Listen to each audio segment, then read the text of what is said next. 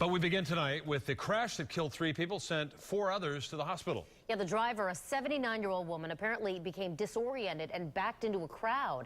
It happened right after a church service at the Sugar Creek Country Club in Bradenton. Our Bill Logan is live in Bradenton tonight with a closer look at how this accident could have been prevented. Bill?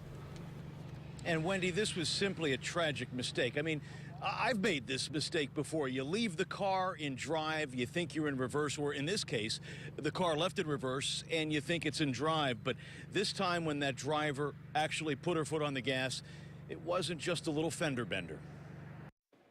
When 79-year-old Doreen Landstrom mistakenly backed through a group of fellow seniors Sunday at the Sugar Creek Estates clubhouse, witnesses recall the horror and helplessness. Looked like it was mayhem. There's bodies all over, and they had 6 or 7 ambulances, and the EMTs were working on the people. So it was quite horrible.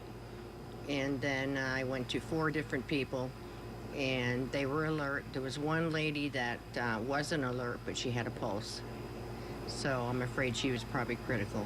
According to highway patrol officers, charges against the mature motorist are pending while friends and their families deal with the deaths of 80-year-old Joanna Dykoff, 72-year-old Margaret Vanderland, and 70-year-old Wilhelmina Paul. At the driver's home in another retirement park in Palmetto, her adult son told me off camera that the family is in mourning for their friends and for what is nothing more than a tragic mistake. I've seen it all. I've seen it all. At 72, Al Danko has been behind the wheel for over 56 years. He's been teaching driving for more than 40. And he says he's seeing more and more of his peers sign up for extra training like this to keep current on the rules of the road and take advantage of accommodations that seniors can take to make their drive safer.